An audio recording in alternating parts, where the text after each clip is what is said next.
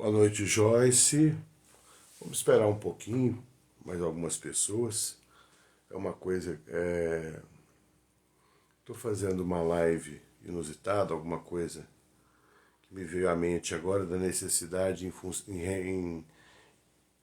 devido à importância do dia de hoje. O dia de hoje é muito significativo, muito importante, precisa de uma reflexão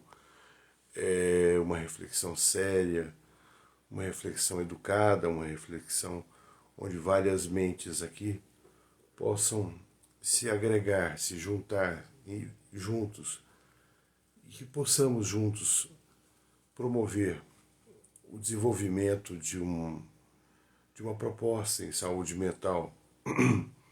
Saúde mental é essa que muito nos preocupa, e nós temos 10 tópicos que eu vou colocar aqui para vocês daqui a pouco. Vamos esperar mais um pouquinho, porque foi uma live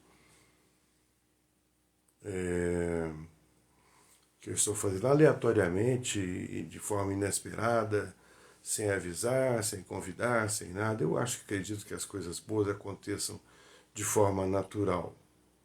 Não é? Quando a gente programa muito, há uma preparação muito grande, e as preparações, todas as preparações que nós fazemos, nós deixamos também de encoberto. Nós deixamos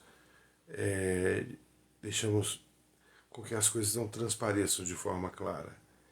E esse tema é um tema muito delicado, e eu quero falar para vocês da importância da saúde mental no Brasil. Vamos esperar um bom pouquinho, ver se alguém aparece por aí. Eu estou mexendo aqui nos filtros aqui. As coisas que eu nunca mexo, que eu nunca tinha nem visto que isso existe por aqui. Pode convidar mais pessoas também. Sabe, entra aí, vou acenar para a Joyce, acenar para o Diogo Vilaça, meu grande amigo, meu irmãozinho, pessoa de grande valor, que tem todo o meu respeito pela sua honradez, menino jovem. Muito bem-vindo, Ali. Como é que você está? Amanhã nos veremos amanhã. Que coisa boa. Então, aqui fazendo uma coisa inesperada, viu, Ali? Não era para acontecer isso hoje, mas já está acontecendo. Fazer o quê? Vamos esperar mais algumas pessoas por aqui. Opa! Só pessoas de peso chegando. Né? Muito bem-vindo. Muito importante vocês estarem aqui hoje, para que nós possamos falar de forma rápida sobre 10 aspectos da saúde mental no Brasil. 10 aspectos que talvez não estejam sendo discutidos. E engraçado que numa época tão importante como essa, onde os candidatos que trazem aí as intenções de mudanças, me parece que a saúde mental, como sempre, fica embaixo do tapete. Saúde mental sempre embaixo do tapete. Justamente por quê? Porque não existem propostas. As propostas que acontecem são as mesmas de vários anos anteriores e que não trazem nenhuma modificação dos índices que nós precisamos. Então estamos aqui, vamos esperar mais algumas pessoas, mesmo que seja de forma inesperada. Vocês podem mandar tem um avião, parece um aviãozinho, né?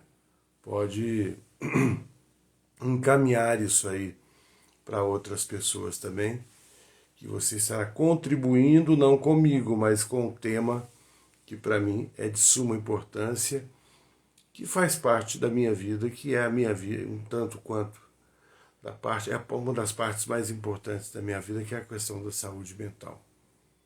Ok? Olha, ReHap, Passeio das Águas, muito bem-vindo, ReHap, minha loja de preferência, mesmo lá eu revivo as minhas infâncias, né? Na ReHap, não só revivo as minhas infâncias, mas eu vivo a infância dos meus netos quando eles ali entram. E claro que o sonho que todas as crianças tenham acesso a brinquedos tão importantes, tão belos, tão educativos quanto os da ReHap. Muito obrigado, Rap, muito legal tê-los aqui conosco. Lúcia Mesquita, boa noite, Lúcia, muito bem-vinda, muito bem-vinda.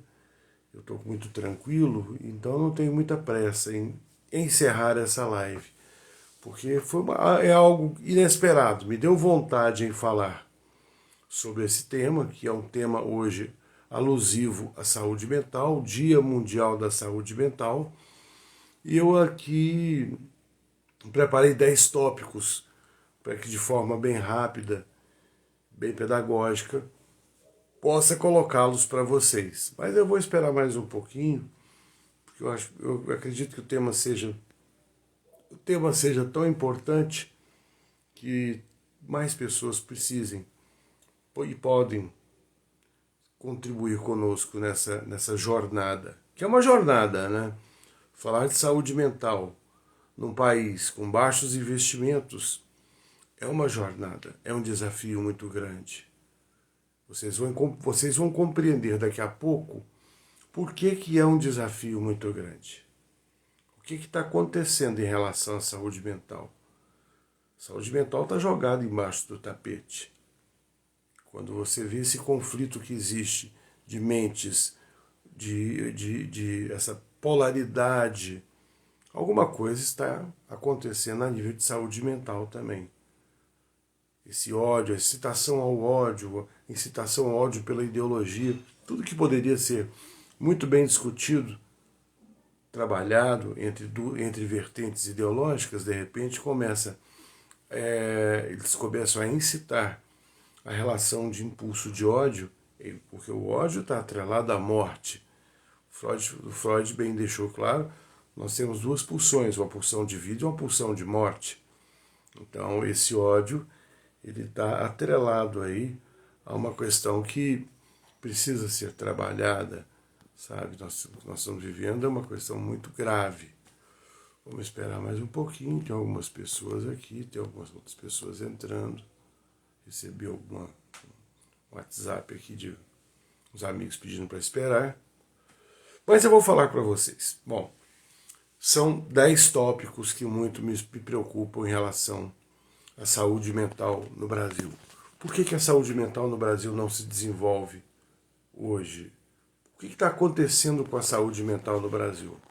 Bom, primeiro, os altos índices de depressão e ansiedade, especialmente após a pandemia. Nós precisamos nos atentar.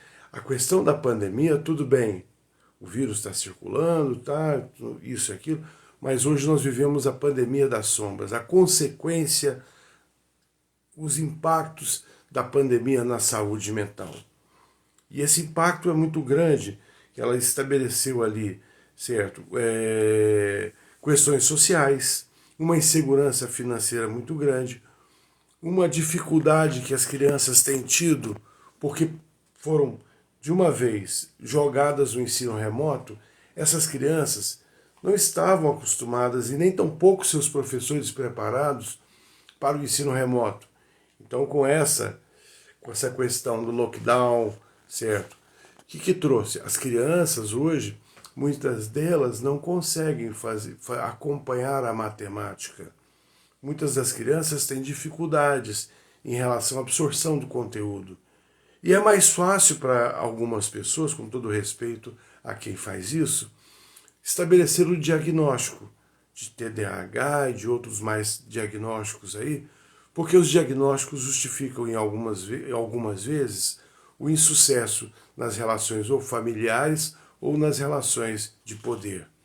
Então, tudo tem um diagnóstico.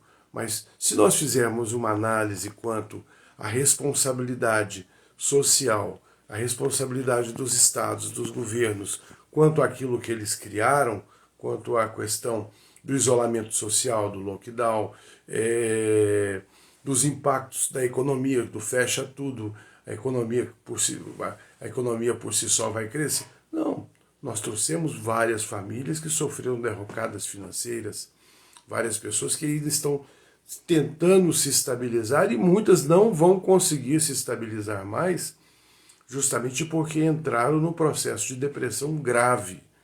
Então nós temos esse primeiro problema, essa primeira questão que precisa ser pontuada, ponderada, para que todos saibam que a saúde mental ela tem um impacto ainda das questões relacionadas à pandemia, ao Covid-19. Antes nós não podíamos nem falar essa palavra aqui, que a live caía, puf, certo? Bom, com tudo isso aí, certo? Após o Covid-19, após a pandemia, após essas políticas de lockdown, após as políticas de isolamento social, as restrições que foram impostas, nós tivemos, coincidentemente, a elevação dos índices de suicídio no Brasil. É uma outra questão de saúde mental grave. Os índices de suicídio no Brasil hoje são a segunda causa mortes entre jovens de 15 a 29 anos.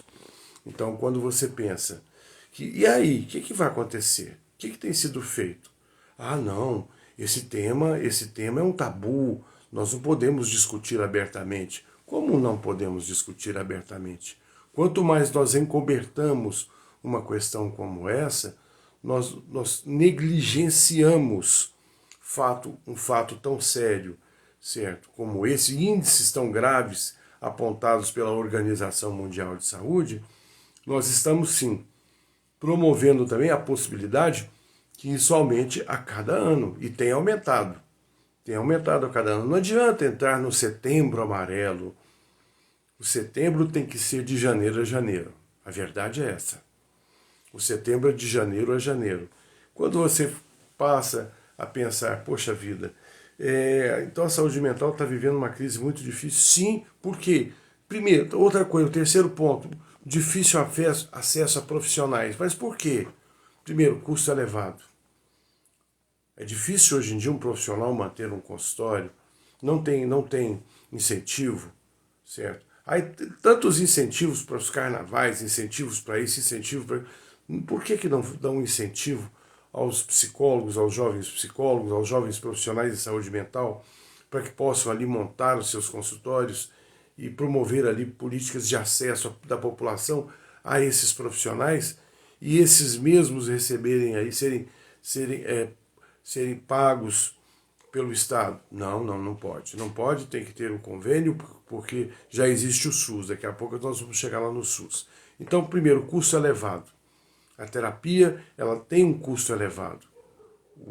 Os programas de saúde mental particulares, eles passam a ter um custo elevado. Segundo, falta de profissionais. Para uma população de 200 milhões, nós somos pouco mais de 450 mil psicólogos.